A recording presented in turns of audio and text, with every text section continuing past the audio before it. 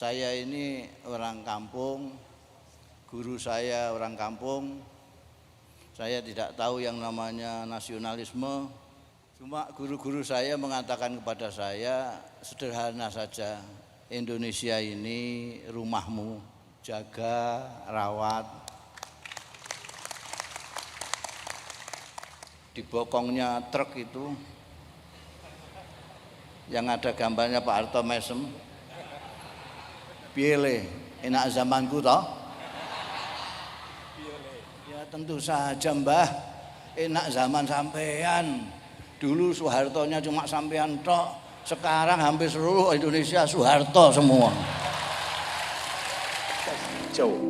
Jangan sekali-kali hilangkan jasa para ulama. Sebelum saya melaksanakan perintah Menteri Agama,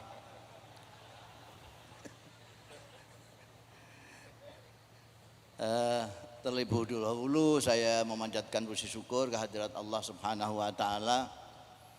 Saya telah diperkenankan untuk sowan di kawasan intelektual ini, kawasan pendidikan tinggi ini, karena di antara sekian banyaknya orang ini, saya termasuk orang yang tidak berpendidikan sebetulnya. Artinya saya tidak pernah sekolah. Pernah sekolah sebentar sampai sanawiyah kelas 1. Habis itu sudah tidak pernah. Jadi saya itu tidak seperti Pak Lukman, Pak Abdul A'la, ngerti nasionalisme itu apa. Saya tidak tahu. Isme itu tidak tahu. Saya tidak ngomong di sini saja. Kemarin ketika saya menerima anugerah Yap Tiam Hin Award itu, saya juga mengatakan, saya ini orang kampung, guru saya orang kampung. Saya tidak tahu yang namanya nasionalisme, tidak tahu yang namanya HAM yang konon ide dari Barat abad ke-17. Yang ngerti saya tahunya belakangan saja diberitahu orang-orang. Cuma guru-guru saya mengatakan kepada saya, sederhana saja, Indonesia ini rumahmu. Gitu aja. Indonesia ini rumahmu, jaga, rawat. Ismu kan dari Barat, saya tidak tahu. Saya dari Pondokan, intelek Kendilen. Jadi saya diajari tentang Indonesia, ya begitu itu. Indonesia rumahmu, titik. Jaga, rawat. Kalau orang Indonesia kok ngelempari rumahnya sendiri. Ada orang melempari rumahnya sendiri. Itu pasti udele kualik.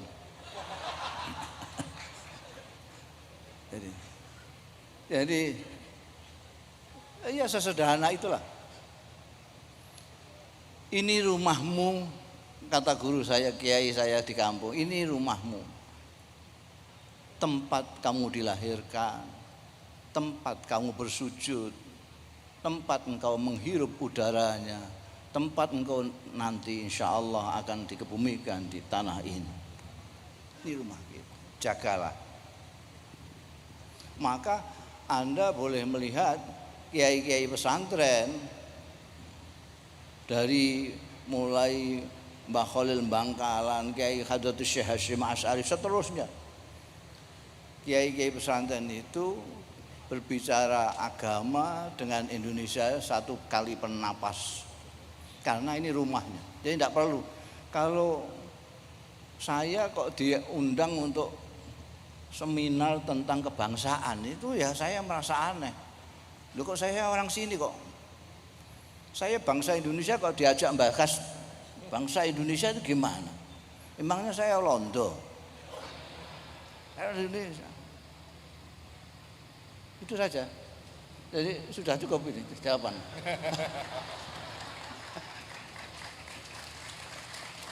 Mau apa lagi? Kalau saya mau jujur, Anda boleh lihat saya mempunyai kurang lebih 9 buku puisi saya yang merekam situasi Indonesia ini sejak zaman Pak Harto sampai sekarang. Anda pernah membaca tulisan di bokongnya truk itu yang ada gambarnya Pak Harto mesem, piye enak zamanku toh. Saya sambil membaca itu saya mengatakan, ya tentu saja Mbah, enak zaman sampean. Dulu Soehartonya cuma sampean tok, sekarang hampir seluruh Indonesia Soeharto semua.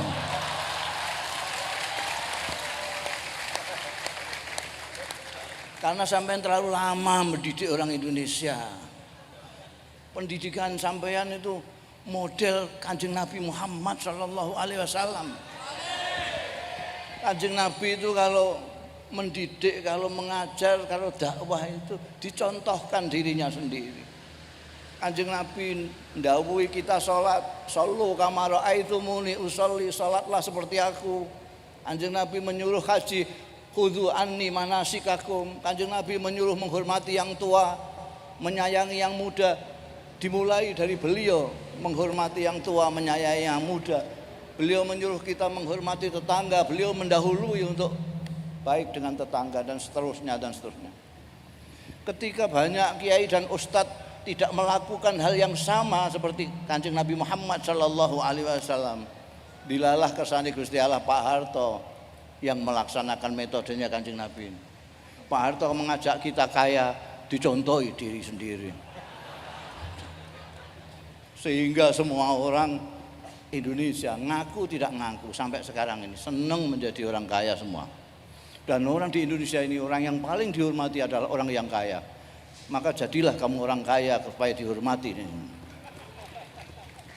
Orang gede-gede menghormati orang kaya, termasuk hakim segala macam.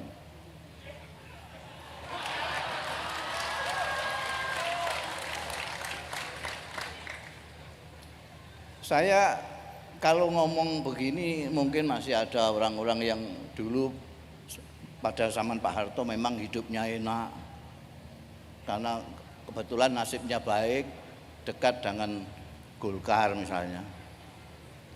Ya saya mohon maaf, saya akan karena ditanya sama menteri masa saya berani nolak.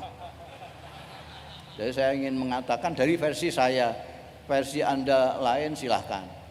Kita di negara demokrasi bebas menyatakan pendapat. Menurut saya didikan Pak Harto 32 tahun. Sampean bayangkan, sampean menjadi profesor itu berapa tahun? Baru 7 tahun mungkin. 7. Sampean jadi menteri berapa tahun? 7 tahun profesor, doktor, rektor UIN. Saya ngaji di pondok cuma 7 tahun, disebut Al-Mukarram.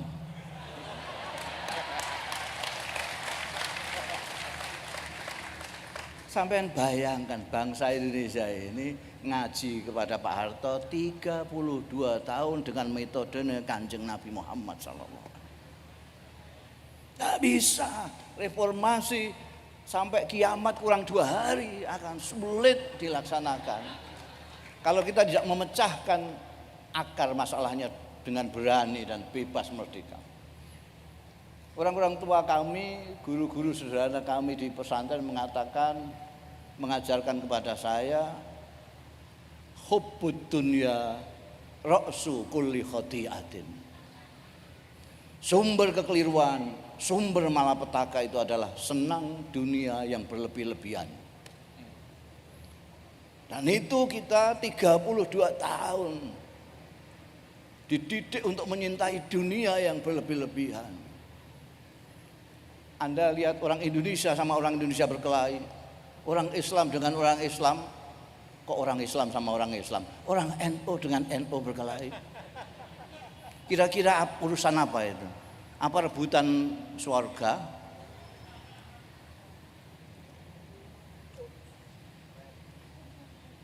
Maka kalau kita tidak mau membalik reformasi itu, ini harus dicopot dulu kepala kita, diganti kepala baru, tidak bisa. Kepala kita itu sudah kepala yang sudah malakah. Orang yang ngaji di pesantren itu kalau sudah 7 tahun mempelajari nahwu sorof misalnya, itu sudah malakah. Kalau ada orang mengatakan Ja'a Zaidan, keliru. Loh, kok keliru?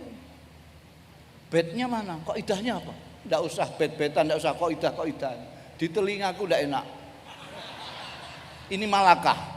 Ilmu yang sudah malakah itu sudah tidak. Seperti kiai-kiai itu kalau pidato jarang dalil, jarang. Jadi titenane kalau orang kok pidato kok banyak dalil, itu berarti ustadz. Ini yang mic penyanyi ya ini. Oh ya. Saya ini santri tidak ngerti, jadi rupanya harus begini nih. Kamu nggak bilang tadi.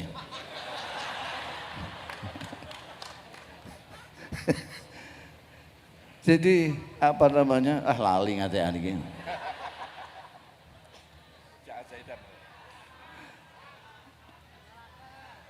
Jadi malaka. Sudah malaka. Kita itu malaka. Seneng dunia itu kita tidak pakai mikir. Seorang mudin itu akronim sebetulnya dari imamuddin. Imamuddin, mudin. Mudin itu adalah pemimpin agama di desa, namanya mudin. Itu kalau diundang orang kaya, tahlilnya sampai 1000. Kalau yang undang orang melarat langsung dungo. Itu tidak mikir, itu malaka. Di bawah sadarnya ini amplop sing ketok itu. Dan ini makanya tadi ada pertanyaan, kenapa dulu kita begini, sekarang begini? Gimana? Sudah ngalim semua. Ibarat ngaji itu ngalim semua kita ini. Ngaji sama Pak Harto ngalim dan ngamil sudah. Bukan hanya ngalim, ngamil. Sudah ngamal ke ilmunya. Sekarang sampai saya tawarin ganjaran 5 truk dengan 500.000, milih mana? 500.000 apa ganjaran 5 truk? 500.000. Malah kalau sekarang orang kedua-duanya gitu. Bukan hanya senang bondo, serakah pisan.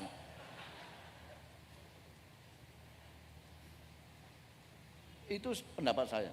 Jadi saya melihatnya dari situ. Sumber malapetakannya kalau kita tidak bisa zuhud seperti pendahulu-pendahulu kita, minimal kita hidup sederhana.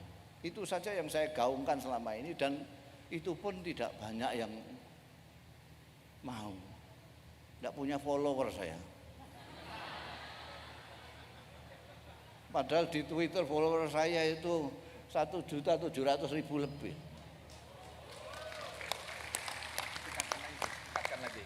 Jadi kalau mengajak sederhana ini kan harus dimulai dari saya. Saya baru mengajak orang sederhana, ada fan saya yang kasih saya Alphard. Wah ini gak sederhana lagi. Istilahnya bil barokah saya, ini bil barokah kiai. Angel, sederhana. Sudah terlanjur. Dulu enggak ada kiai naik Alphard itu enggak ada. Kiai paling tinggi dokar itu. Sekarang malu. Apalagi kok kiai Gusnya saja. Tadi singgung-singgung Gus tadi. Jadi memang banyak yang enggak tahu maknanya Gus, enggak tahu. Ini tadi juga tanya Gus itu apa ya. Loh sudah ngundang orang kok enggak ngerti maknanya itu gimana. Saya kan kadang-kadang heran sama orang Indonesia ini. sudah menyimpulkan, sudah memvonis, tapi nggak tahu masalahnya. Sampean kan sudah memvonis saya Gus, manggil Gus, kok nggak tahu maknanya? Gus itu maknanya, ini untuk yang orang Batak ini, Gus itu adalah anaknya kiai yang belum pantas disebut kiai. Meskipun gerang pongkrang, kok masih belum pantas, ya dipanggil Gus. Tapi ketika ada fenomena Gus Dur sama Gusmi, wah, saya jadi bangga ini Gus ini. Gus itu jadi naik pangkat di atas kiai jadi.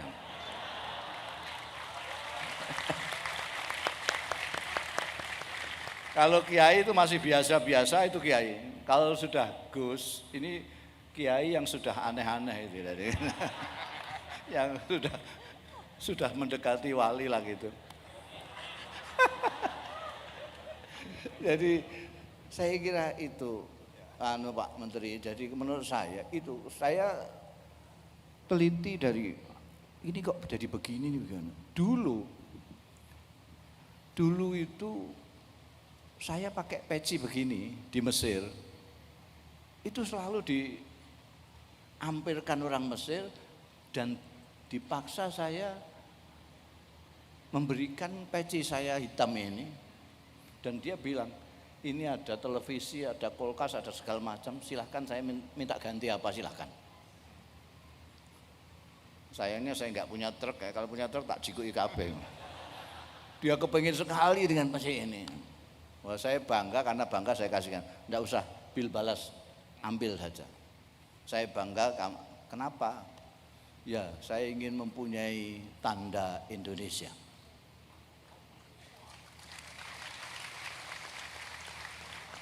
Indonesia yang kami kenal sebagai masyarakat yang ramah dan seterusnya.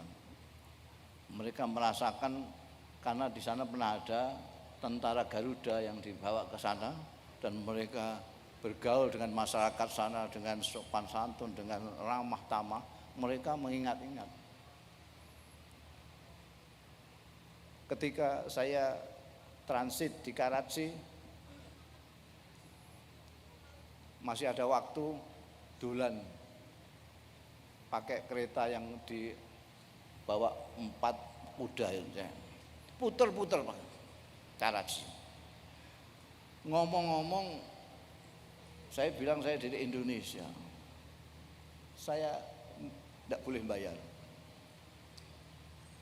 Kasih kesempatan saya memberi sesuatu sedikit kebaikan kepada seorang dari negeri yang saya kagumi, negeri Indonesia.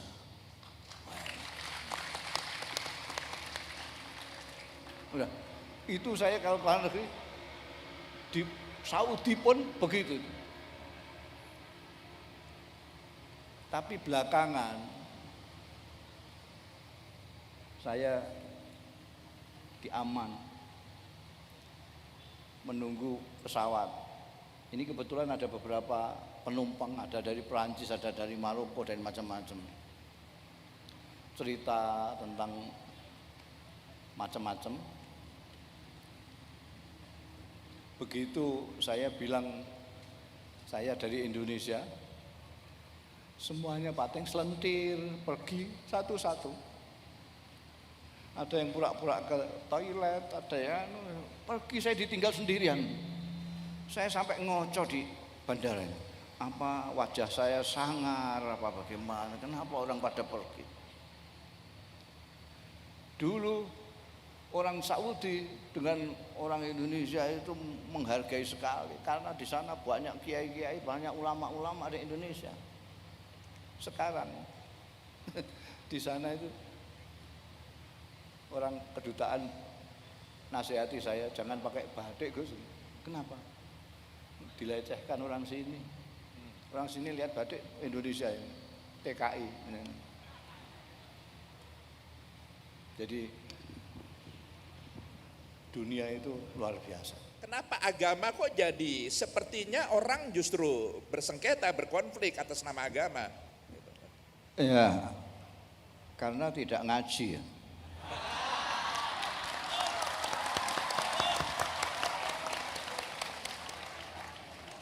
Orang beragama dengan semangat tanpa ngaji itu jadi masalah.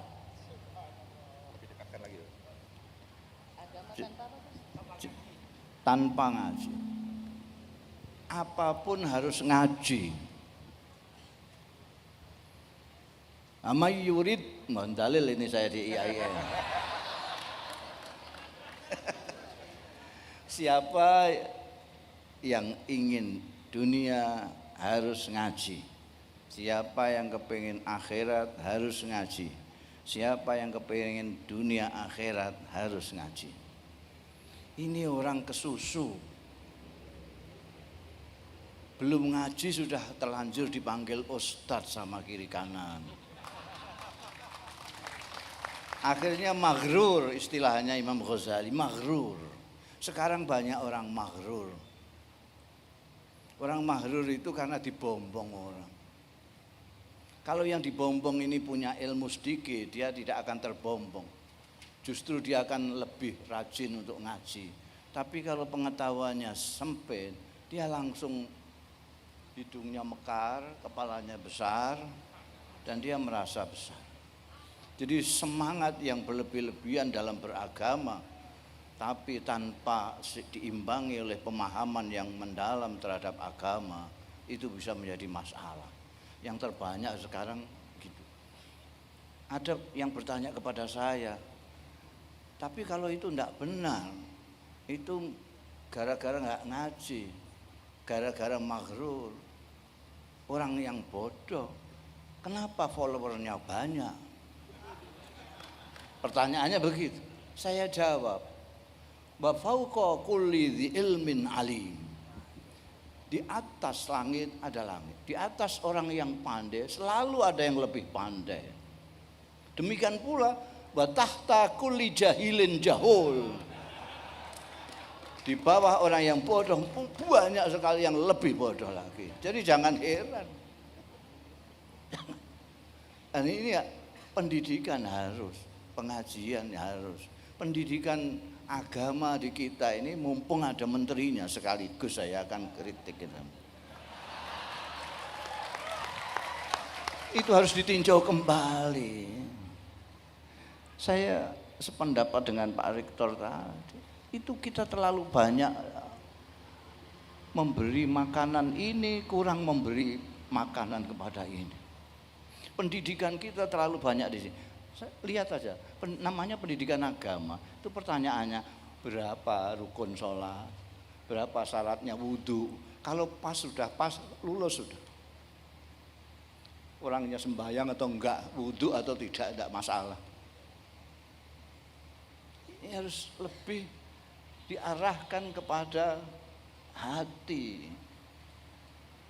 Hati. Kita tidak mendidik, hanya mengajar. Mohon maaf ini. Saya ketularan rektor, sedikit mohon maaf. Sudah ketularan. Padahal saya tidak merasa bersalah.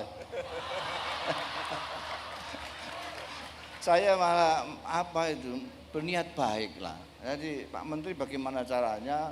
Apakah dikumpulkan kiai-kiai dan ahli-ahli pendidikan? Apakah pemahaman kita tentang pendidikan itu betul sudah dalam bahasa Arabnya tarbiyah itu, atau masih tetap taklim? Taklim itu pengajaran, lain dengan tarbiyah. Kalau orang dikasih informasi matematika, dia pandai matematika. Dikasih informasi biologi, tahu. Dikasih informasi fikih, dia ahli fikih.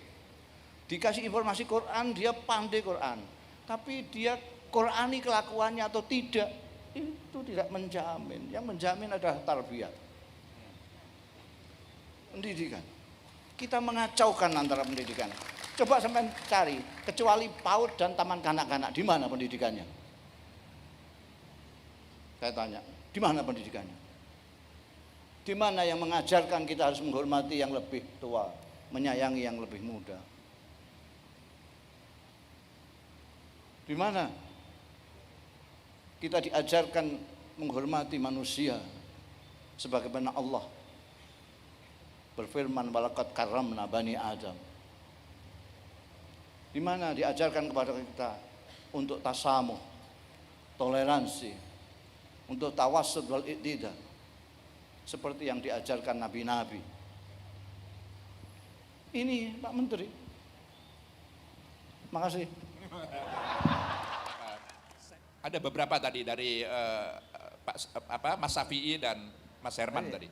Saya kira pertanyaan hanya dari Mas Syafi'i tadi ya, tentang orang yang sudah menjabat lalu lupa pengajiannya tadi.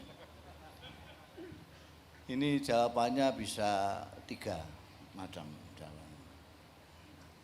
Yang pertama, mungkin orangnya pelupa. Nomor 2, karena ngajinya kurang tutup.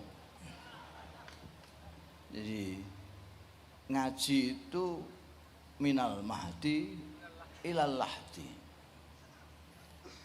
Boleh berhenti kuliah, boleh berhenti sekolah, tapi tidak boleh berhenti ngaji. Jadi mungkin Anda salah paham pengertian ngaji saya itu adalah belajar. Jadi boleh berhenti sekolah tapi tidak boleh berhenti belajar. Minal mahdi ilal lahdi, sampai mati. Kalau berhenti ya gampang lupa. Yang ketiga, jawaban yang ketiga adalah dari awal pembicaraan saya. Hubbud dunya ra'su kulli khati'atin. Orang pandai pun kalau sudah tergoda menyintai dunia berlebih-lebihan, dia akan lupa segalanya. Meskipun sudah kaya masih ngerampok duitnya rakyat, itu karena senangnya dunia berlebih-lebihan. Terima kasih. Ya, terima kasih. Berikutnya, monggo Gus Mus, sekaligus nanti closing statement dari Gus Mus dari seluruh dialog kita malam hari ini. Silakan. Ya, jadi kita itu ada yang seperti saya, ada yang seperti Mbak Rosi, ada yang seperti Pak Menteri, ada yang seperti Pak Rektor. Kita itu dari berbagai manusia yang mempunyai kedudukan sendiri-sendiri. Permasalahan-permasalahan tentang menjaga keindonesiaan segala macam, menjaganya juga berbeda-beda. Mbak Rosi berbeda dengan saya, berbeda dengan Pak Rektor, berbeda dengan Pak Menteri. Ada persoalan-persoalan di dalam masyarakat kita. Saya paling-paling hanya berkoar-koar, hanya ngomong atau nulis. Tapi kalau Pak Menteri ini bisa eksekusi. Jadi kalau pemerintah itu lain dengan saya menghimbau itu pantas. Kalau pemerintah menghimbau itu kurang pantas. Oh bisa melaksanakan kok laksana. Mempunyai wewenang. Saya bilang polisi kok menghimbau. Itu gimana? Lah kan enggak usah jadi polisi, saya saja bisa kalau hanya menghimbau.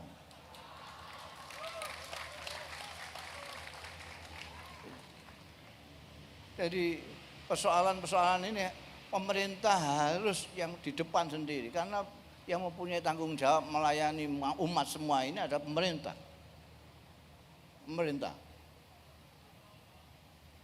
Jadi soal halal haram, soal diskriminasi segala macam. Kalau hanya Pak Rektor, apalagi saya, tidak bisa. Pemerintah harus tegas. Yang tidak sesuai dengan hukum, ya sudah.